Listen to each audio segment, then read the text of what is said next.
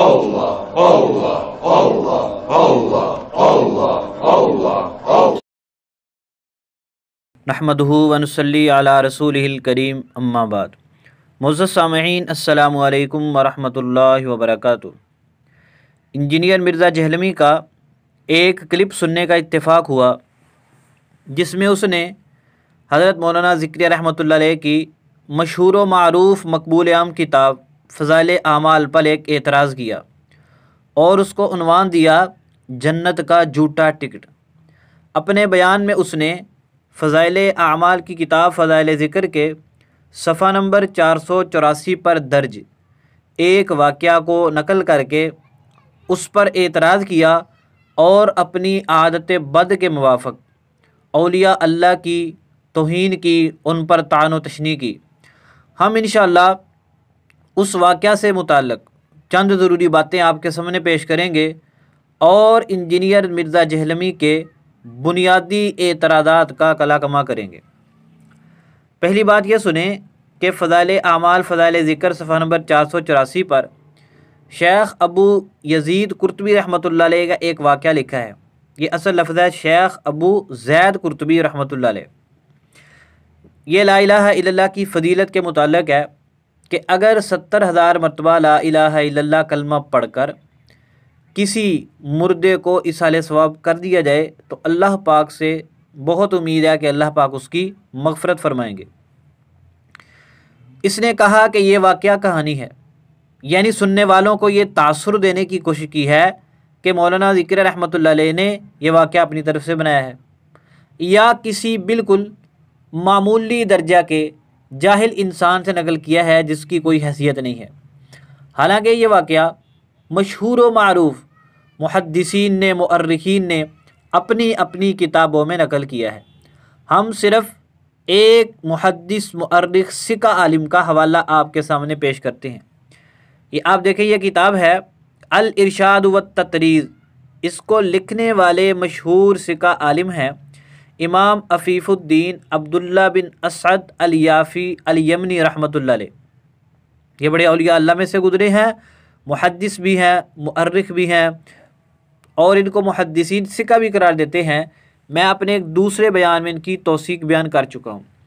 इन्होंने अपनी किताब अल इरशाद व ततरीज़ के सफ़ा नंबर 210 के ऊपर इस वाक़या को नकल किया है शेख अबू ज़ैद कुर्तबी रहमतुल्लाह अलैह वाले वाक़े को, जिसको मौलाना ज़िक्रिया रहमतुल्लाह अलैह ने लिखा था। ये आप देखें, वक़ाल शेख अबू ज़ैद अल कुर्तबी रज़ियल्लाहु तआला अन्हु, यहाँ से लेकर ये नीचे निशान लगा हुआ है वक़द क़ाल बादुहुम, इससे ऊपर लिखा हुआ है व सलामती मिनश्शाबी व इल्मी बिसिद्क़िही। यहाँ तक यही वाक़या है जो मौलाना ज़िक्रिया रहमतुल्लाह अलैह ने अपनी किताब फ़ज़ाइल आमाल में नकल किया है।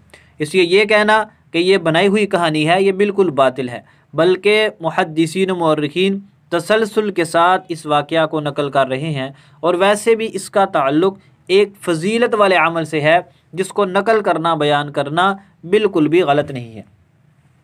अच्छा, अगली बात इसने ये कही कि इस वाक़या में लिखा हुआ है कि मैं एक नौजवान के पास बैठा एक दावत में, तो वहाँ पर एक नौजवान था जिसके मुताल्लिक़ मशहूर था कि उसको कश्फ होता है। यहाँ पर इंजीनियर मिर्ज़ा जहलमी ने एक बिल्कुल जाहिलाना एतराज़ किया कि लो जी, इसको कश्फ होता है और सहाबाए कराम को तो कश्फ होता ही नहीं था। हालांकि इंजीनियर मिर्ज़ा जहलमी का ये दावा बिल्कुल बातिल और झूठा है। सहाबाए कराम को कश्फ होता था। हम सही सनद के साथ हदीस की किताब से आपके सामने पेश करते हैं। ये आपके सामने किताब है अल मुसन्नफ़, जिसको लिखने वाले मशहूर फ़िक़ा इमाम हैं इमाम अब्दुर रज़्ज़ाक़ अल मुतवफ़ा 211 हिजरी। उनकी किताब अल मुसन्नफ़ है, जिल्द नंबर 9, हदीस नंबर 16507। ये आपके सामने लिखी हुई है और इस रिवायत के तमाम रावी भी सिका हैं। इमाम अब्दुर रज़्ज़ाक़ सिका, मामर सिका, ज़ुहरी सिका, उर्वा सिका, ऊपर सैयदा आयशा रज़ियल्लाहु ताला अन्हा है। वो फरमाती हैं कि जब सैयदना अबू बकर रज़ियल्लाहु ताला की वफ़ात का वक्त आया तो आपने मुझे बुलाया और फरमाया कि मैं तुमसे बड़ी मोहब्बत करता हूँ और मैं तुम्हें फ़क्र में देखना नहीं चाहता। तो आपने फरमाया कि मैंने तुम्हें जो गाबा ज़मीन में 20 वस्क تمہیں کھجوریں میں نے تمہارے نام کی تھی، تمہیں دی تھی، اگر تو تم نے ان پر قبضہ کر لیا تو بہت اچھا، اگر تم نے اس پر ابھی تک قبضہ نہیں کیا تو اب اس میں تمہارے ساتھ اور وہ رثا بھی شریک ہو گئے، جس میں تمہارے 2 بھائی ہوں گے اور تمہاری 2 بہنیں ہوں گی۔ حضرت عائشہ رضی اللہ تعالی عنہا نے یہ سن کر انتہائی حیرت سے کہا کہ ابا جان، میری تو ایک ہی بہن ہے میرے علاوہ، یعنی کہ حضرت اسماء رضی اللہ تعالی عنہا، یہ دوسری بہن میری کون ہے؟ یعنی ہم تو 2 ہی بہنیں تھیں، ایک میں ایک حضرت اسماء۔ تو قال نعم، آپ نے فرمایا کہ ہاں وہ تمہاری بہن ہے، اور سنو بنت خارجہ کے پیٹ میں بھی ایک جو بچی ہے، وہ بنت خارجہ یہ حضرت ابوبکر رضی اللہ تعالیٰ کی بیوی تھی، ان کا نام حبیبہ ہے، وہ حاملہ تھی۔ فرمایا کہ ان کے پیٹ میں بھی بچی ہے۔ آگے فرمایا قد القی فی نفسی، کہ میرے دل میں یہ بات ڈال دی گئی ہے، یعنی مجھے بتا دیا گیا ہے، مجھے الہام کر دیا گیا ہے، میرے اوپر کھول دیا گیا ہے، کیا انہا جاریتن، کہ وہ بھی لڑکی ہوگی، فاحسنوا الیہا، تم اس کے ساتھ اچھا سلوک کرنا۔ تو اللہ کی قدرت، وہ واقعی بچی ہوئی۔ مصنف عبد الرزاق جلد نمبر 9 حدیث نمبر 16507۔ عورت حاملہ تھی، ابھی بچہ پیدا نہیں ہوا، اس سے پہلے ہی صحابی بتلا رہے ہیں کہ اس کے پیٹ میں بچی ہے اور وہ تمہارے ساتھ وراثت میں شریک ہوگی، تم اس کے ساتھ اچھا سلوک کرنا۔ حضرت ابوبکر رضی اللہ تعالیٰ عنہ کا یہ کشف و الہام بالکل صحیح نکلا۔ لہذا انجینئر مرزا جہلمی جاہل کا یہ کہنا کہ صحابہ کرام کو تو کشف نہیں ہوتا تھا، الہام نہیں ہوتا تھا، یہ بات بالکل باطل ہے۔ اور حضرت عمر رضی اللہ تعالیٰ کا ساریہ جبل والا واقعہ تو بڑا مشہور ہے، ہر ایک مسلمان کو معلوم ہے، اور وہ صحیح سندوں کے سب کتابوں کے اندر موجود ہے۔ اگر ضرورت پڑی تو ہم بھی آپ کے سامنے بیان کر دیں گے، کتنے دور سے لشکر کو آپ نے دیکھ لیا اور ساریہ کو آواز دی کہ پہاڑ کی طرف متوجہ ہو جاؤ۔ لہذا انجینئر مرزا جہلمی کا یہ کہنا کہ اس نوجوان کو کشف ہوا، صحابہ کو تو نہیں ہوتا تھا، یہ تندیہ جملہ اور یہ اس کا اعتراض بالکل باطل ہے۔ اور دوسری بات یہ ہے کہ اس طرح کا اعتراض کرنا بھی نہیں چاہیے۔ دیکھو کہ اگر اللہ تعالیٰ ایک عام آدمی کو، ایک معمولی ولی کو کوئی کرامت دے دے اور بڑے کو نہ ملی ہو تو اس سے اس کا انکار نہیں کیا جاتا۔ آپ قرآن پاک میں دیکھیں، حضرت سلیمان علیہ السلام کے متعلق ہے سورہ سبا میں کہ ان کے لیے اللہ نے ایک تخت بھیجا تھا، اس کے اوپر بیٹھتے تھے، وہ لمبا سفر کرتا تھا، 1 مہینے کی مقدار کا سفر وہ چند گھنٹوں میں کر لیتا تھا۔ حضرت سلیمان علیہ السلام کے لیے تخت تھا، یہ آپ کا معجزہ تھا۔ اور نبی پاک صلی اللہ علیہ وسلم نے مکہ سے مدینہ کا سفر کرنا تھا، آپ کو اونٹوں پہ سفر کرنا پڑا۔ تو اب حضرت سلیمان علیہ السلام کے معجزے کا انکار کر دیا جائے گا یہ کہہ کر کہ ان سے بڑے نبی حضرت محمد صلی اللہ علیہ وسلم کو تو ملا نہیں۔ نا بالکل باطل ہے یہ بات۔ چھوٹے ملی ہوئی کرامت یا ایک نبی کو ملے ہوئے معجزے کو اس بنیاد پر رد نہیں کیا جا سکتا کہ بڑے کو تو یہ ملا نہیں تھا۔ حضرت مریم کو اللہ نے بے موسم پھل کھلائے، قرآن پاک میں ذکر ہے، اور نبی پاک صلی اللہ علیہ وسلم اور آپ کے ساتھ کتنے صحابہ کرام شعب ابی طالب میں کتنی بھوکیاں کاٹی۔ اور ویسے حضرت عائشہ رضی اللہ تعالیٰ عنہ فرماتی ہیں 3 چاند گزر جاتے تھے، ہمارے گھر میں کچھ بھی نہیں پکتا تھا، 2 کالی چیزوں سے گزارا کرتے تھے، پانی اور کھجور سے۔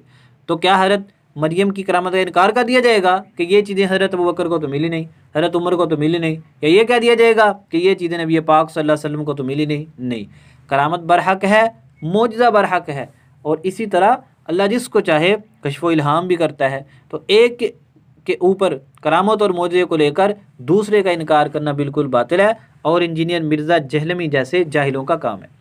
اچھا، پھر اس بزرگ نے کہا کہ اس نوجوان نے کشف میں اپنی ماں کو دیکھا کہ وہ دوزخ میں جل رہی تھی۔ وہ کہتے ہیں کہ میں نے 70,000 مرتبہ کلمہ پڑھ کے اس کے کئی نصاب تیار کیے ہوئے تھے، تو میں نے دل ہی دل میں اللہ سے دعا کی کہ یا اللہ ایک نصاب یعنی 70,000 کلمے کا ثواب اس کی والدہ کو پہنچا دے۔ اب انجینئر مرزا جہلمی نے یہاں پر اپنی بد فطرتی کا ثبوت دیتے ہوئے کہا دیکھو جی، وہاں پر بیٹھے بیٹھے ان کو ثواب TCS کر دیا، اور وہ بھی دانت نکال رہا تھا، اور اس کے سامنے جو بیٹھے ہوئے جڈ وہ بھی دانت نکال رہے تھے۔ اور یعنی یہاں پر اس نے در حقیقت اس واقعہ پر تند نہیں کیا، بلکہ شریعت کے ثابت شدہ حکم ایصال ثواب پر تند کیا ہے کہ اس طرح کیسے ثواب پہنچ سکتا ہے جی۔ ہم اس کو دکھاتے ہیں صحیح بخاری سے، یہ دیکھیں ذرا، یہ اسلام 360 کا والا ہے یہ بھی، تاکہ اس کے چیلوں کو اعتراض نہ رہے۔ حدیث نمبر صحیح بخاری کی 2756۔ سعد بن عبادہ رضی اللہ تعالیٰ کی ماں امرہ بنت مسعود انتقال ہوا تو وہ ان کی خدمت میں موجود نہیں تھے، انہوں نے رسول اللہ صلی اللہ علیہ وسلم نے پوچھا، یا رسول اللہ میری والدہ کا جب انتقال ہوا تو میں ان کی خدمت میں حاضر نہیں تھا، کیا اگر میں کوئی چیز صدقہ کروں تو اس سے انہیں فائدہ پہنچ سکتا ہے؟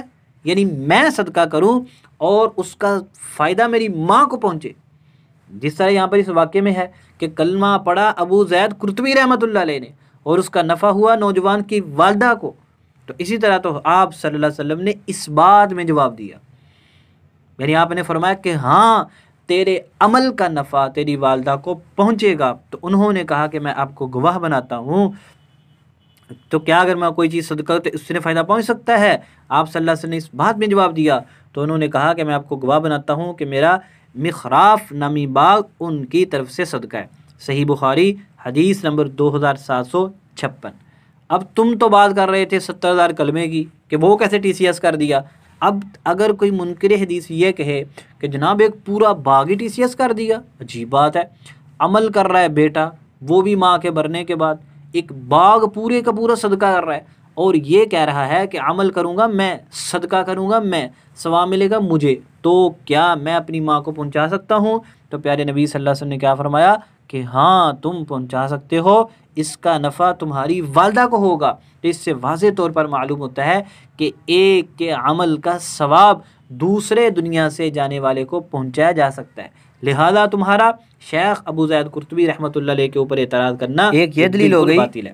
حضرت سعد رضی اللہ تعالیٰ عنہ والی اور دوسری روایت سنیے، اس میں وہ فرماتے ہیں ایک تابعی کے بارے میں، لجلاج علا بن لجلاج نے کہا اپنے بیٹے سے اپنی وفات کے وقت کہ جب میرا انتقال ہو جائے تم مجھے قبر میں رکھ چکو، پھر لحد میں رکھ دینا، اور تم کہنا بسم اللہ وعلی سنتی رسول اللہ صلی اللہ علیہ وسلم، اور فرمایا کہ جب تم میرے اوپر مٹی برابر کر چکو، وَقْرَأُوا عِنْدَ رَأْسِي أَوَّلَ الْبَقَرَةِ وَخَاتِمَتَهَا فَإِنِّي رَأَيْتُ ابْنَ عُمَرَ رضی اللہ تعالیٰ عنہما يَسْتَحِبُّ ذَلِكَ۔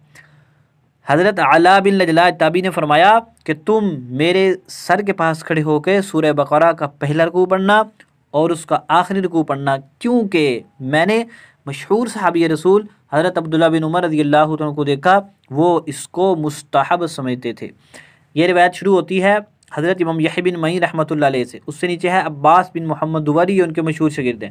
یہ واقعہ انہوں نے اپنی کتاب تاریخ میں بھی نقل کیا ہے۔ امام دوری سے لے کر علا بن لجلاج تک اس کے تمام راوی ثقہ ہیں، معتبر ہیں۔ ایک راوی پر اعتراض ہو سکتا ہے عبد الرحمن بن علا پر، بعض اس کو مجہول قرار دیتے ہیں، حالانکہ وہ مجہول نہیں ہے، بلکہ اس سے دو بندے اس سے روایت کرنے والے ہیں، بلکہ دو سے بھی زیادہ، اور محدث ابن حبان نے اس کی توثیق کی ہے، اگرچہ وہ توثیق میں متسائل ہیں لیکن وہ یہاں پر تنہا نہیں ہے۔ اس واقعہ سے حضرت امام یحییٰ بن معین رحمۃ اللہ علیہ نے استدلال کیا ہے، تاریخ ابن معین طوری کے اندر موجود ہے۔ اسی طرح حضرت امام احمد بن حنبل الشیبانی رحمۃ اللہ علیہ نے بھی اس سے استدلال کیا ہے۔ حضرت امام ابو بکر الخلال رحمۃ اللہ علیہ نے القراءۃ عند القبر میں حضرت امام احمد رحمۃ اللہ علیہ کی روایت کو نقل کیا، آپ نے رجوع بھی کیا تھا اور بندے کو حکم بھی دیا تھا کہ تم قراءت کر سکتے ہو۔ تو حضرت امام یحییٰ بن معین رحمۃ اللہ علیہ کا اس کے مطابق فتویٰ دینا، امام احمد رحمۃ اللہ علیہ کا بھی اس سے استدلال کرنا، یہ بھی اس بات کی دلیل ہے کہ وہ بھی اس روایت کو صحیح سمجھتے ہیں۔ تو اس سے کیا معلوم ہوا کہ محدثین میں دو معروف ہستیاں، حضرت امام ابن معین، امام احمد، وہ بھی اس کے قائل تھے کہ قبر کے اوپر کھڑے ہو کر تلاوت کی جا سکتی ہے، اور مشہور تابعی حضرت علا بن لجلاج بھی اسی کے قائل ہیں، اور حضرت عبداللہ بن عمر رضی اللہ تعالیٰ صحابی وہ بھی اس کے قائل ہیں، نقل کی ہے۔ تو حضرت ابن عمر رضی اللہ تعالیٰ عنہ، تابعی اور محدثین کے اس عمل سے، اس قول سے، فتویٰ سے کیا معلوم ہوا کہ جب مردہ دفن کر دیا جائے تو اس کے سر کے پاس کھڑے ہو کر سورہ بقرہ کا پہلا آخری رکوع پڑھا جائے۔ ہمارے یہاں پر سوال ہے انجینئر مرزا اینڈ کمپنی سے کہ اگر تلاوت کا، ذکر کا ثواب مردے کو نہیں پہنچتا، اس کو نفع نہیں ہوتا، تو پھر یہ رکوع پڑھوانے کا یہاں پر کیا مقصد تھا؟ ان رکوعوں کو پڑھانے کا یہی مقصد ہے تاکہ میت کو نفع پہنچے، اور یہی ہم کہتے ہیں کہ چاہے وہ قرآن پاک ہو، قرآن پاک بھی ذکر ہے، انا نحن نزلنا الذکر، تو قرآن پاک کا بھی ثواب پہنچ سکتا ہے، تسبیح کا بھی پہنچ سکتا ہے، صدقے کا بھی پہنچ سکتا ہے۔ تو ہماری دلیل ایک صحیح بخاری کی روایت، شعب الایمان بہقی کی روایت، اور اس کے اوپر محدثین کا عمل، اور تیسری ہماری بہت بڑی دلیل ہے اجماع امت۔ امت بھی اس بات پر متفق ہے، مجتمع ہے کہ قرآن پڑھ کر، ذکر کر کے تلاوت کا ثواب میت کو پہنچایا جا سکتا ہے۔ ہمارے سامنے ایک بڑے مشہور محدث ہیں حضرت امام ابن قدامہ رحمۃ اللہ علیہ حنبلی، یہ بہت بڑے امام ہیں فقہ حنبلی کے۔ انہوں نے ایک کتاب لکھی ہے المغنی، اس میں انہوں نے لکھا ہے وَلَنَا مَا ذَكَرْنَاهُ، اور ہماری دلیل ایک تو وہ روایتیں ہیں جو ہم پیچھے بیان کر چکے ہیں، وَأَنَّهُ إِجْمَاعُ الْمُسْلِمِينَ فَإِنَّهُمْ فِي كُلِّ عَصْرٍ وَمِصْرٍ يَجْتَمِعُونَ، وہ فرماتے ہیں کہ تمام زمانوں میں تمام علاقوں کے لوگ اس بات پر متفق ہیں، کس بات پر؟ وَيَقْرَؤُونَ الْقُرْآنَ، وہ قرآن پڑھتے ہیں، وَيُهْدُونَ ثَوَابَهُ إِلَى مَوْتَاهُمْ مِنْ غَيْرِ نَكِيرٍ، اور بغیر کسی انکار کے وہ لوگ اپنے ثواب کو اپنی میتوں کی طرف، اپنے مردوں کو ہدیہ کرتے ہیں۔ یہ المغنی ابن قدامہ میں انہوں نے لکھا کہ مسلمانوں کا اتفاق ہے اور ہمیشہ سے ان کا یہ عمل چلتا آ رہا ہے کہ وہ قرآن پاک کی تلاوت کرتے ہیں اور اس کا ثواب اپنے مردوں کو پہنچاتے ہیں۔ تو لہذا انجینئر مرزا جہلمی کا یہ کہنا، اس کو کہانی قرار دینا کہ کس طرح ٹیسیس کر دیا تھا، یہ بات تو حدیث سے ثابت ہے، یہ بات تو امت کے اجماع سے ثابت ہے، یہ بات تو محدثین کے فتویٰ سے ثابت ہے۔ تو اس لیے حضرت ذکریہ رحمۃ اللہ علیہ نے جو واقعہ نقل کیا ہے وہ بالکل ٹھیک ہے، اور اس سے جو بات ثابت ہوتی ہے وہ بھی بالکل ٹھیک ہے۔ کلمہ پڑھ کر، تلاوت کر کے، نوافل پڑھ کے، صدقہ کر کے ثواب میت کو پہنچایا جا سکتا ہے۔ اچھا، آگے اس نے ایک اور بھی چھوڑی ہے، کہتا ہے لو جی دیکھو انہوں نے کہانیاں کرا کے لوگوں کو عملوں سے دور کیا ہے کہ اللہ کلمہ پڑھ لو تو تہاڈی جان چھٹی ہے، اور یہ کتنا آسان کام ہے۔ حالانکہ اس جاہل کو یہ نہیں پتا کہ یہاں پر تو 70,000 کلمے کی بات ہے، حضور پاک صلی اللہ علیہ وسلم نے تو معمولی عملوں کے اوپر بھی بڑے ثواب کا وعدہ کیا ہے۔ یہ دیکھو صحیح بخاری کے اندر روایت ہے 6405 نمبر، رسول پاک صلی اللہ علیہ وسلم نے فرمایا کہ جس نے سبحان اللہ و بحمدہ، کتنے چھوٹے جملے ہیں، چند الفاظ ہیں، فرمایا کہ دن میں 100 مرتبہ کہا، 3-4 منٹ لگتے ہیں، اس کے گناہ معاف کر دیے جاتے ہیں، خاص سمندر کی جاگ کے برابر ہی کیوں نہ ہو۔ تو ہم انجینئر مرزا جہلمی سے کہتے ہیں، کیا جو تو نے اعتراض مولانا ذکریہ رحمۃ اللہ علیہ پر کیا تھا کہ یہ لوگ بزرگ کہانیاں کرا کے لوگوں کو عملوں سے دور کرتے ہیں، تو کیا حضور پاک صلی اللہ علیہ وسلم نے ایک چھوٹی سی تسبیح کی اتنی بڑی فضیلت بیان کر کے کہ اس سے سارے ہی گناہ معاف ہو جاتے ہیں 3-4 منٹ کے عمل سے، تو کیا حضور صلی اللہ علیہ وسلم نے لوگوں کو عملوں سے دور کیا ہے؟ بالکل نہیں۔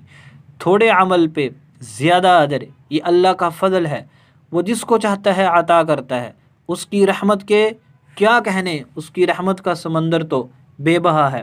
تم جیسے جاہل لوگوں کا کام تو لوگوں کو ان چیزوں سے دور کرنا ہے۔ تو ہم کہتے ہیں کہ اگر کوئی بندہ دنیا سے چلا گیا ہے، کسی طرح بھی نیک عمل کر کے اس کو ثواب پہنچایا جا سکتا ہے، اور یہ حدیث سے بھی ثابت ہے اور یہ اجماع امت سے بھی ثابت ہے۔ اجماع امت بھی بذات خود ایک بہت بڑی دلیل ہوتی ہے۔